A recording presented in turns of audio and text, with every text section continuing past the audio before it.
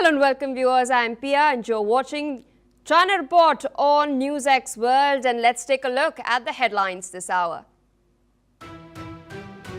US Secretary of State Marco Rubio has hailed the tremendous progress made in talks with his Ukrainian counterpart in Geneva, and the US and Ukraine have put forward an updated proposal for peace between Ukraine and Russia. Japanese Prime Minister Sanae Takaichi has stated that she is open to talks with China amidst a rapidly escalating diplomatic row between the two countries over her remarks on Taiwan. At least 3 people have been killed in what is being described as a suicide bombing in Pakistan's Peshawar. The target of the attack was a Pakistani paramilitary force headquarters in the city. More than 11,000 people in 7 Malaysian states have been affected by flooding caused by torrential rain. A report from the National Disaster Management Agency has showcased that 11,009 people from 3,839 families have been affected by flooding. Shares of major Chinese chip makers tumbled to multi-month lows amid reports that the United States is considering letting Nvidia sell H200 chips to China.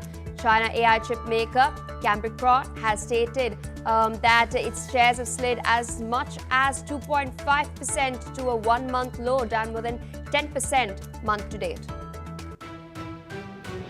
Malaysia plans to ban social media for all its users under the age of 16, citing concerns of child safety and financial scams, with implementations to possibly begin next year.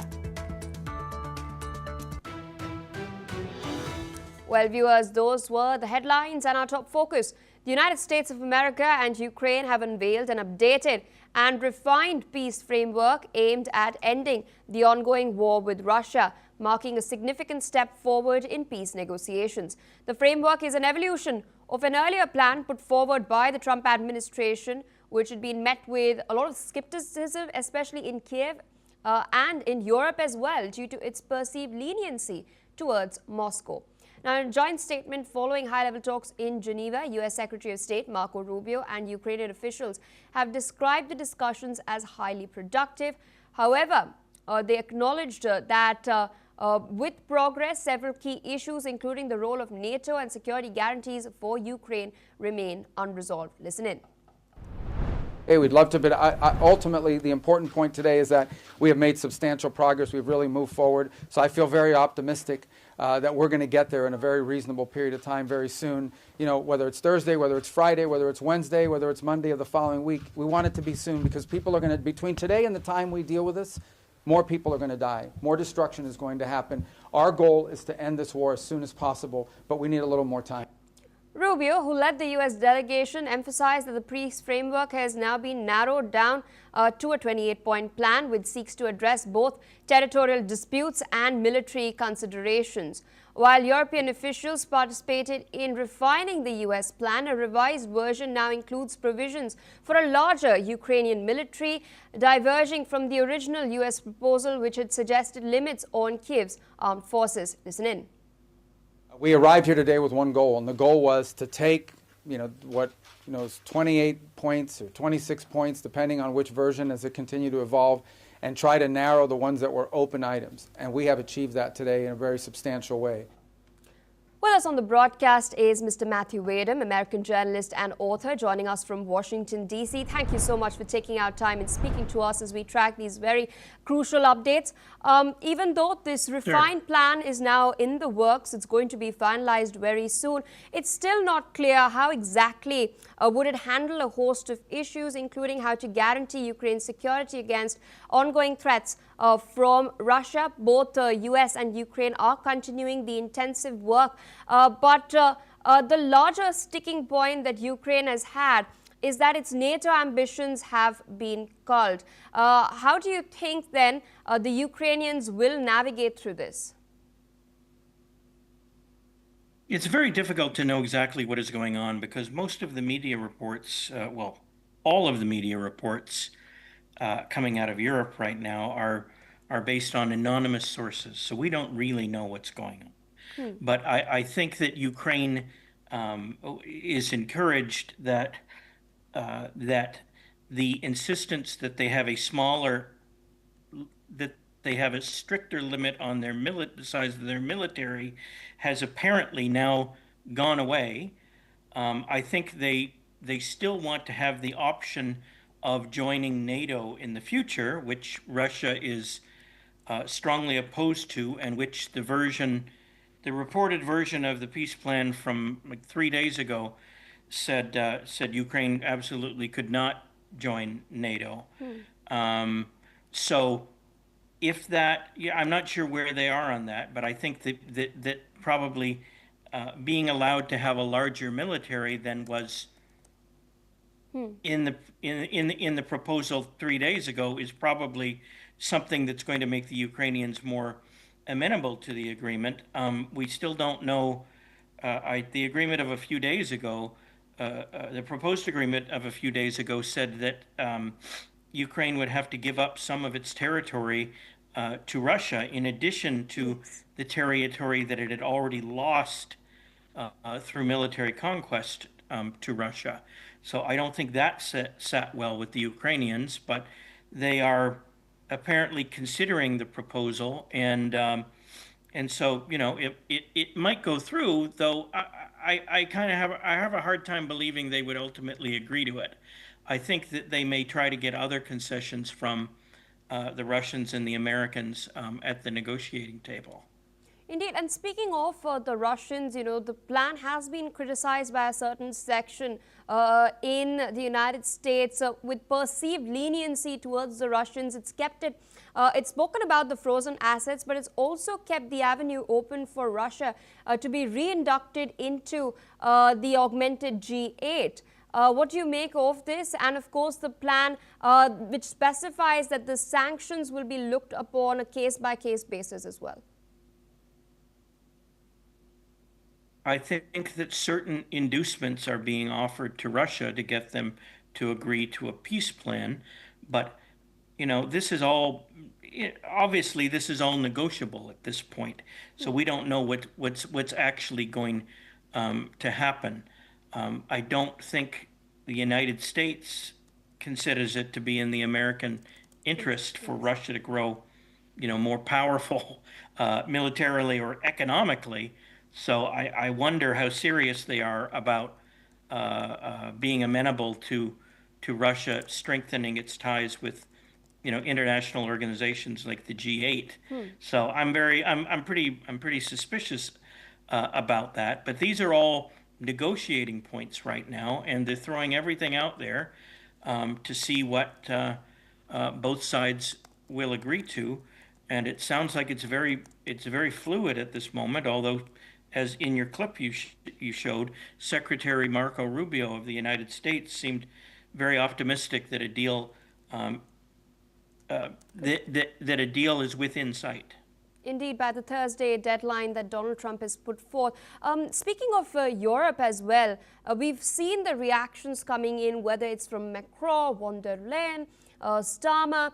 They're all very skeptic about the original plan. They've mooted their own counter-proposal, which specifically includes a NATO-style security guarantee from the United States for Ukraine if it is attacked. Do you think the Trump administration would be comfortable with this? I believe what you're referring to in diplomatic lingo is an Article 5 guarantee. That's part of the NATO treaty wherein the members of the treaty agree to mutual self-defense. If one country is attacked, one member country is attacked, they're all supposed to come to that country's aid. So I think that's being thrown out there as a possibility, although I cannot imagine that Russia would be very happy about that, because even if Ukraine is not allowed to join, even if the deal reached in the end does not allow NATO does not allow Ukraine to join NATO, that sounds to me like it would be roughly equivalent to allowing it to join NATO. So I can't imagine Russia is going to put up with that condition.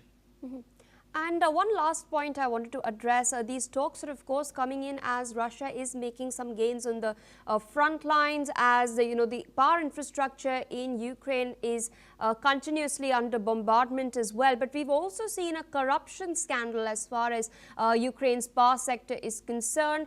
Funds to the tune of $100 million have been misappropriated by one of their former energy ministers. Do you think that in this scenario, this serves as some sort of leverage that Washington has over Kiev as far as agreeing to the points it has put forth is concerned?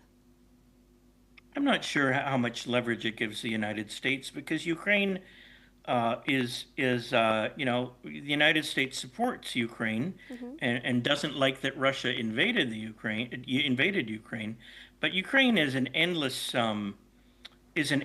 pit of corruption, and the fact that this is just the latest scandal to arise, I don't know that it means very much in particular, because that's the way Ukraine is. Ukraine is has one of the most corrupt governments on the planet Earth. So the fact that $100 million suddenly went missing, or whatever the nature of this new scandal is, I can't see that having much of an impact, because these things happen in Ukraine every single day. Indeed, sir. With that, I'd like to thank you for taking our time, of course, sharing your perspective and analysis with our viewers. On that note, we're shifting focus away from the war in Europe towards what's taking place as far as the tensions between Tokyo and Beijing are concerned.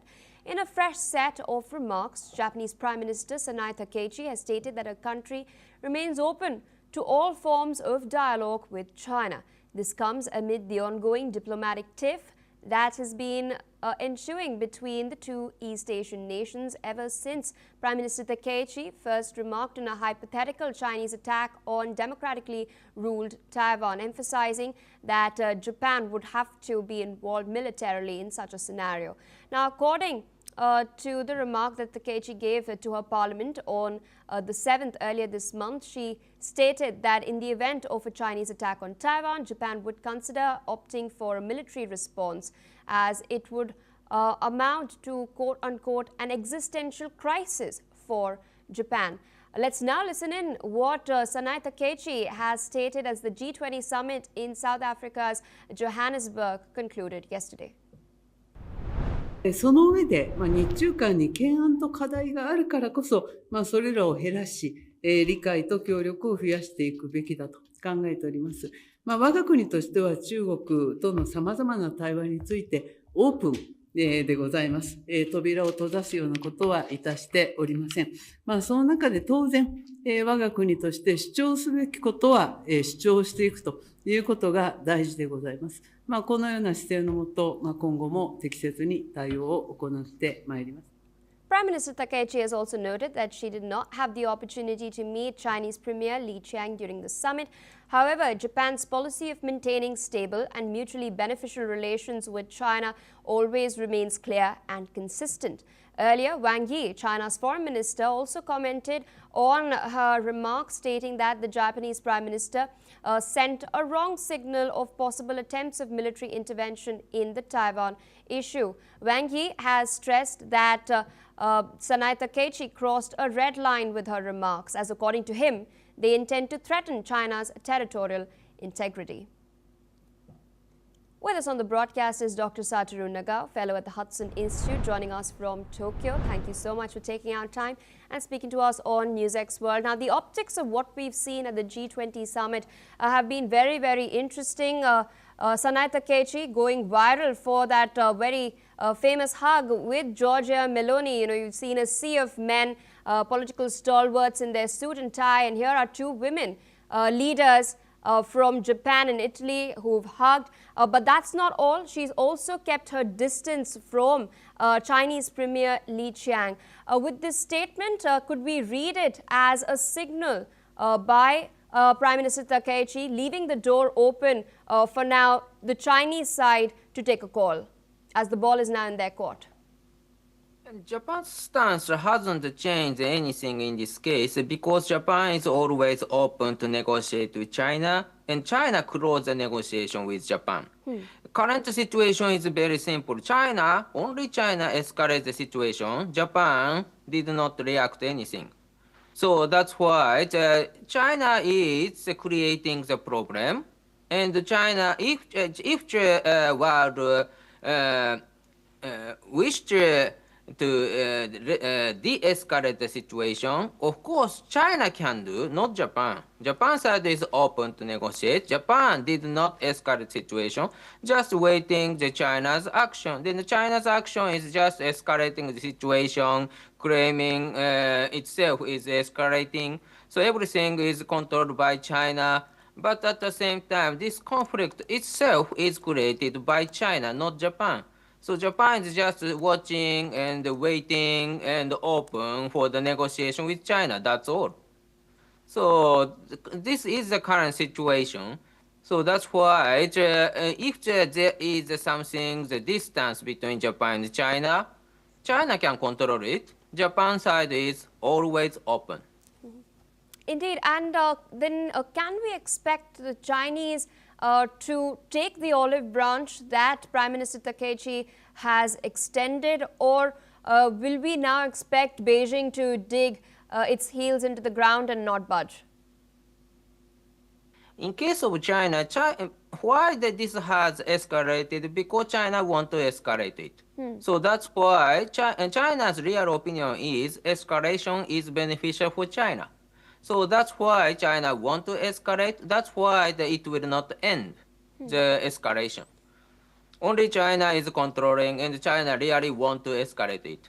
So why they want to escalate it? Because making pressure to Prime Minister Takaichi's new government is good information to test the Takaichi's capability. But view from the current situation, Prime Minister Takaichi is a very tough lady, not concede anything. So just say the open the negotiation, and Japan's claim is, of course, she will claim in the negotiation. That's all. So this means that there is no concession from Japan side, because Japan believed that this is a fact and honest explanation Japan did. This is not a problem. So China want to escalate and to test Takaichi's capability. So PM Takaichi's capability is silent response and very tough and not concede. That is the current situation, I think. Indeed. So you're reading into it as a test by Beijing into Prime Minister Takaichi's resolve. She does not seem to be backing down at the moment. I request you, sir, to stay on with us as we're tracking some other developments. We're now learning that Chinese Premier Li Qiang has called for enhanced cooperation with Germany in strategic sectors such as new energy, smart manufacturing, biomedicine, hydrogen technology, and intelligent driving. This push for closer ties follows a period of tensions, including Chinese export restrictions on chips and rare earths that disrupted German businesses. Diplomatic relations were further strained when German Foreign Minister Johann Vadeful had cancelled a visit to Beijing after China rejected most of his planned meetings. However, relations have seen a slight improvement as last week German Finance Minister Lars Klingbeil's visit to China helped stabilize ties, with Klingbeil meeting Vice Premier He Lifeng. Chancellor Merz is also expected to visit China very soon. Now, Premier Li Qiang has urged Germany to maintain a rational and pragmatic policy towards China, focusing on shared interests despite ongoing disagreements over issues like Beijing's support for Russia and its human rights record as well. China is Germany's top trading partner in Asia, with bilateral trade totaling $202 billion back in 2024. China has meanwhile bought $95 billion worth of goods from Germany, primarily cars, while Germany imported $107 billion worth of Chinese products, mostly electronics. Still with us on the broadcast is Dr. Satoru Nagao. Interestingly, we have seen a period of, sort of tensions between these two countries. I'd refer to what had taken place as far as the planned visit of German Foreign Minister Wadful is concerned. We've also seen how the Chinese restrictions, not just on rare earths but also on the Nexperia chips, impacted German automakers such as BMW, Volkswagen as well. In light of that, what do you make of these statements from Li Qiang, and how do you think the Germans will respond? Will we see some sort of caution from the German side after the treatment that was meted out to their foreign minister? In this case, interesting thing is which move is strategic and which move is tactical.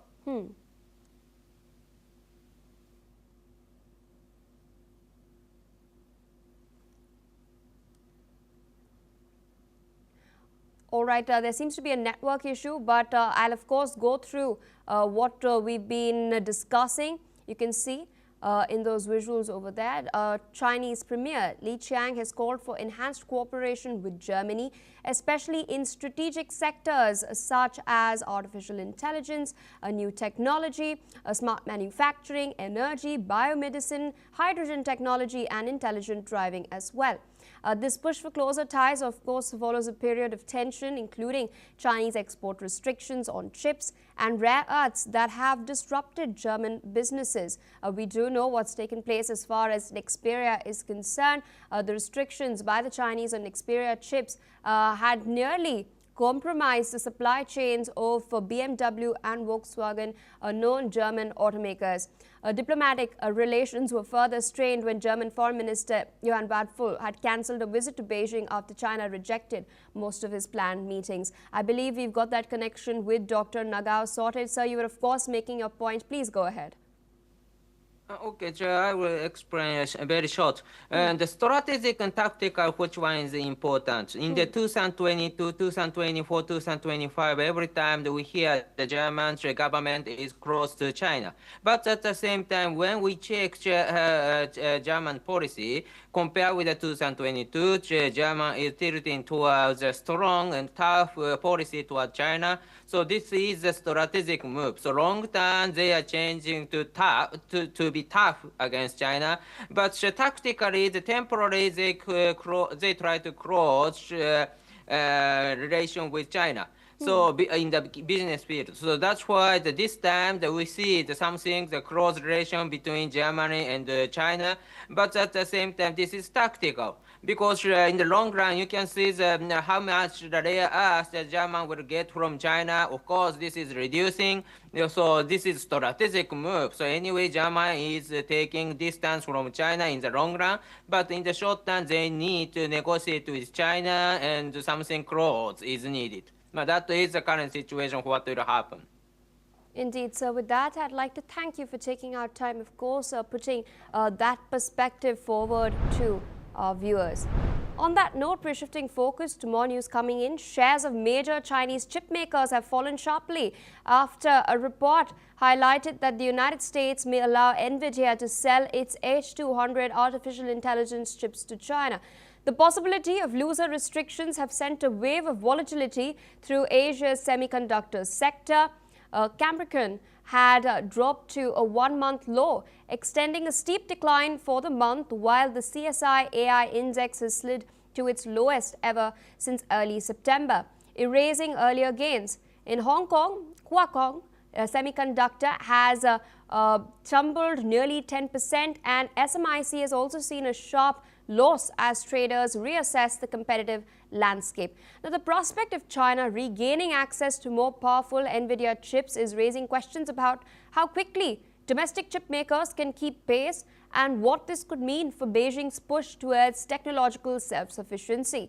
Market analysts say that the move, if approved, could shift global AI supply chains and ease some pressure on China's growing AI industry, but also introduces new uncertainties for local chip producers who have benefited from restrictions over the past year.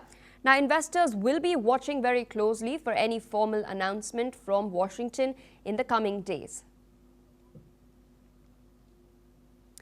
In other developments, we're tracking shares in Cambodia's financial sector are set for expansion after the Asian Development Bank approved a $50 million policy-based loan to support the country's financial and digital infrastructure. The ADB says the program will strengthen both banking and non-banking institutions while improving digital finance systems and sustainable finance capabilities. The bank has noted that Cambodia has made significant progress but still needs deeper regulation, stronger stability, and better consumer protection. This first phase will also help develop frameworks for fintech, digital assets, cryptocurrency, oversight, and peer-to-peer financing, laying the foundation for more resilient and inclusive growth. On that note, viewers, we're tracking some breaking updates coming in from Pakistan.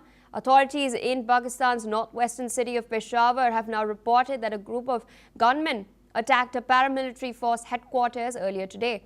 As per official statements, 2 suicide bombers have hit the complex and frontier constabulary of the headquarters, killing at least 3 people.